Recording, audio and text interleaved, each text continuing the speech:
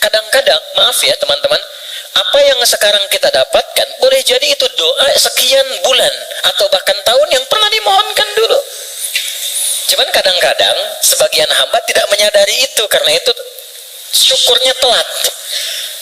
Nah, orang yang menempuh perjalanan jauh dalam rangka kebaikan, apalagi diniatkan ibadah, maka berpotensi mengabulkan doa di setiap titian perjalanannya. Apa kata Nabi? Anna yustajabu lidzalik. Ini susah doanya dijawab. Ada orang berdoa tapi gerah juga, minta khusyuk, tapi dia membawa perangkat haram dalam dirinya. Gambar-gambar yang tak pantas, video-video koleksi yang buruk masuk di handphonenya. Kok bisa masuk sakunya saat yang bersamaan dia sholat?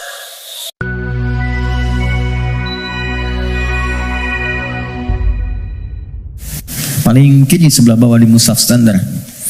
Wa idza sa'alaka 'ibadi 'anni fa inni qarib ujibu da'watad da'i idza da'an. Itu kalimatnya. Jika ada hambaku Muhammad SAW bertanya kepadamu, berkonsultasi untuk mendekat kepadaku, ingin datang kepada Allah. Biasanya kalau motif hamba datang kepada Allah itu biasanya dua. Satu, pengen minta sesuatu, yang kedua mau bertobat. Umumnya begitu. Umumnya. Nah, sebelum datang Allah sudah memahami karena Maha tahu sifatnya. Maka Allah jawab, ujibu da'watad da'i idza da'a. Katakan padanya, nggak usah lelah, aku sudah memahami sebelum dia datang. Wah, itu secara psikologis hebat sekali. Kalau Anda bertanya, Mas Dimas, mana ustadznya? Kok jam 10 belum datang? Iya nih, kayaknya nggak jelas ustadznya datang apa enggak. Dengan jawaban kedua, ustadz sudah dekat, sebentar lagi tiba. Mana yang menenangkan, jawaban pertama atau kedua? Kedua. Maka Allah mengatakan, sebelum engkau tanya, katakan Muhammad pada mereka SAW, aku dekat. Setelah itu apa? Aku akan kabulkan apapun yang hambaku minta, sepanjang itu maslahat untuknya. Jadi setiap permohonan itu dikabul, dan jawabannya menggunakan ya, lalu kembali kepada saya jadi ujibu, aku akan jawab kapanpun itu yang sesuai dengan kebutuhan dia. Ya, karena sifat doa itu gini, sifat doa itu mengabulkan apa yang dibutuhkan, bukan memberikan apa yang dimintakan. Karena Allah itu Maha Pengasih, nggak mungkin Allah ngasih kepada sesuatu yang membahayakan. Ya, kadang kalau memang betul itu maslahat buat Anda, minta, Anda butuh diberi seketika. Tapi kalau sekarang Anda belum siap, mungkin diberikannya 2 tahun, 3 tahun, 4 tahun. Nabi itu minta kiblatnya pindah dari Masjidil Aqsa ke Ka'bah. Kapan dikabulkannya? Setahun 8 bulan. Bayangkan seorang Nabi, Rasul, manusia terbaik, minta sama Allah, nggak langsung dikabul. Setahun 8 bulan baru dikabulkan. Kenapa? Bukan nabinya, umatnya belum siap. Ya, begitu pindah, dapat komen dari kalangan Yahudi yang ada pada saat itu di Madinah, langsung dislike, share, viral. Nggak ada yang subscribe satupun. Ya, yang ada nanti malah konflik. Jadi begitu sudah siap, sudah paham dengan esensi sholat, sudah mengenal Allah lebih dekat, baru dikabulkan. Kadang-kadang, maaf ya teman-teman, apa yang sekarang kita dapatkan boleh jadi itu doa sekian bulan atau bahkan tahun yang pernah dimohonkan dulu. Cuman kadang-kadang sebagian hamba tidak menyadari itu, karena itu syukurnya telat. Ada yang ketiga, ini yang lebih dahsyat. Allah mengganti apa yang diinginkan dengan apa yang dibutuhkan. Seperti pernah saya sampaikan, Anda punya anak, anaknya sakit, konsultasi ke dokter, ini yang terbaik untuknya jeruk. Pulang dari rumah sakit, dia merengek minta apel. Mama, apel. Ini nak, jeruk. Nggak mau apel. Ini jeruk rasa apel. Itu yang terbaik, gitu kan? Oke, kadang-kadang Anda minta motor, dikasihnya mungkin sepeda. Kadang Anda minta mobil A, dikasihnya mobil B. Kadang Anda mengajukan proyek A, dikasihnya proyek B. Yang ini nggak masuk, yang ini dapat. Jadi sifat doa itu kalau dimohonkan, diberikan. Kalau nggak cocok di dunia, diberikan di akhirat. Itu sudah janji. Karena itu kita masih ada iman akhirat, jadi masih punya harapan. Yang bahaya itu kalau nggak punya keyakinan tentang akhirat, dia nggak punya harapan. Jadi meninggal aja. Kalau kita masih punya harapan, makanya kita belajar ilmu tentang alam kubur, ilmu tentang akhirat, pengetahuan tentang surga neraka. Kenapa? Supaya memunculkan harapan. Ya, sebab kalau ditanya nanti kalau meninggal kemana punya jawaban. Kalau orang yang nggak tahu itu ditanya kemana, meninggal ya meninggal aja.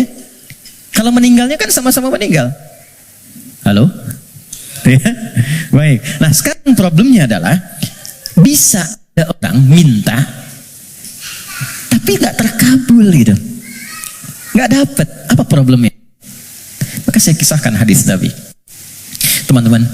Thumma dzakara rajula yutilu safara ash'atha aghbara. Nabi mengisahkan seorang lelaki yang menempuh perjalanan panjang. Safar. Sifat safar, ingat ya, sifat safar itu cepat mengabulkan doa.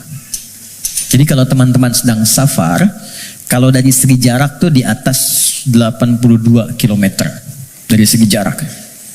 Tapi kalau dari waktu tempuh yang merubah zona waktu lah setidaknya. Ya, jadi kalau kita misalnya dari sini mau ke Palembang, Papua, Lampung, safar. Tapi ingat, safarnya menuju tempat yang baik. Ya deh? Ini mau safar ke Makau, safar ke Las Vegas misalnya, itu bukan safar namanya. Memang jalan jauh tapi bukan dalam konteks yang dibenarkan. Apalagi diniatkan ibadah, maka berpotensi mengabulkan doa di setiap titian perjalanannya. Maka alih-alih banyak foto dan bikin status, saran saya isi dulu dengan doa. Isi dulu dengan doa. Dua, yamuddu yadaihi ilas sama, dia mengangkat tangannya ke langit gini. Saya tidak bermaksud mengajarkan, hanya share saja. Biasanya begini yang mudah untuk dilakukan. Kalau Anda angkat telapak begini, ada garis kan ya? Ada garis ya? Nah, yang paling mudah tuh begini, satukan garisnya. Ini, lalu di sini letakkannya. Nanti ada babnya, semakin tinggi dan luas permohonan, biasanya semakin diangkat semakin terbuka. Seperti doa istisqa, minta hujan. Doa istisqa itu begini. Nanti ada di khutbah Jumat, misalnya khatib begini. Ya, sebetulnya tidak diatur secara spesifik, yang penting ngangkat. Tapi umumnya riwayat mengatakan ngangkat dekat ke dada. Saya yang praktekkan begini. Nah, singkatnya, hadis sahih mengatakan orang yang mengangkat tangan dengan berdoa itu lebih cepat intinya dikabulkan dibandingkan dengan yang diam. Innallaha hayyun karimun. Allah itu maha mulia dan sangat merasa malu kalau seorang hamba mengangkat tangannya tidak dikabulkan doanya. Itu jawaban dari Nabi kepada seorang sahabat yang bertanya, "Ya Rasulullah, kalau ada seorang hamba mengangkat tangan dan memohon kepada Allah, apakah dikabulkan?" Kata Nabi, bagaimana menurutmu jika ada temanmu minta kepadamu sambil menengadahkan tangannya begini? Ya, Mas Sandian, tolong sesuap nasi aja. Kalau nggak ngasih malu kan? Maka kata Nabi, Allah lebih malu karena sifat rahimnya, lebih malu kalau hambanya mengangkat tangannya lalu dia tidak memberinya. 2. 3, ini kunci cepat. Fayaqulu ya Rabb, ya Rabb. Lalu dia bermohon dengan al-asma'ul husna. Cara ketiga, kalau doa ingin cepat dikabulkan, mulai dengan al-asma'ul husna. Nggak perlu semuanya. Pilih satu nama yang sesuai dengan permohonan yang kita ajukan. Contoh, Allah punya berapa nama? Ya, yang dihitung 99. Itu yang disebut dengan al-asma'ul husna. Quran surah ke-17 ayat 110. Ulidu'ullaha. Kalau engkau punya persoalan, kata Allah, sebut namaku minta. Awid'ur rahman. Sebut namaku sang pemberi tanpa batas, maha kasih yang luas. Ayyamma tad'u. Tapi kalau engkau ingin spesifik, falahul asma'ul husna. Pilih satu nama yang sesuai dengan kebutuhanmu. Contoh, Anda minta untuk dilapangkan rizki. Sebut ya Allah, Allahnya dulu. Allah. Ya Razzaq. Ya Allah, ya Razzaq. Ya Allah sang pemberi rizki. Anda belajar atau anak Anda belajar, ingin diberikan keluasan ilmu. Ya Allah, ya Alim. Pilih salah satu.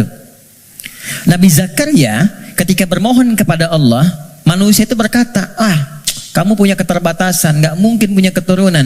Maka beliau menyebut nama Allah sang pemberi tanpa batas. Namanya Ya Wahhab. Disingkat dengan Hab. Ya, Wahhab. Banyak persoalan ingin dikuatkan kesabaran, ya sabar. Ya, jadi kalau Anda mau minta, nggak harus semua disebut. Nanti yang nggak ada, jadi ada. Ya Allah, ya Razak, ya Alim, ya sabar. Tadinya nggak punya masalah, Anda malah punya masalah, gitu kan? Oke. Dia menyebut ketiganya. Jadi dia mengatakan, ya Rabb, nama puncak untuk pemberian dengan sifat rububiyah. Dia safar, dan orang ini mengangkat tangan. Apa kata Nabi?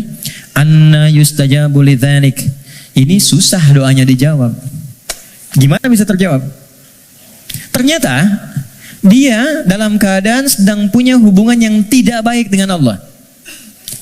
Kata Nabi, mat'amu haramun, makanan dia sumbernya dari yang haram. Mashrabu haramun, minumnya yang haram. Malbasu haramun, pakaiannya dari yang haram. Wa ghudhiya biharamin, dan perangkat hidupnya haram. Saya pegang gelas dari tadi, saya ingin tunjukkan begini. Ini gelas masih terbuka. Gini. Teman-teman. Saya bisa masukkan apapun. Spidol, pena, even itu air, dan yang lainnya. Tapi kalau mulai itu tersekat begini, apa yang bisa dimasukkan? Kalau sekatnya masih tipis, mungkin masih bisa ditembus. Sepanjang tajam permohonan, air mata keluar, bermohon dengan lembut dan lirih, masih bisa tembus. Tapi kalau yang menutupnya semakin tebal dan kuat, bagaimana bisa tembus? Maksiat yang membuat kita terhubung, buruk, jelek sinyalnya, koneksinya bahkan terputus dengan Allah, itu yang menjadikan sekat-sekat yang menghambat cawan hati kita untuk menerima pengabulan doa dari Allah Subhanahu wa Ta'ala. Maka tadi saya katakan di awal, bagaimana ada orang punya hubungan yang kurang baik dengan Allah, saat yang bersamaan dia berani meminta. Bersyukurnya Allah punya sifat Rahman dan Rahim yang masih menampung permintaannya dan mengabulkan.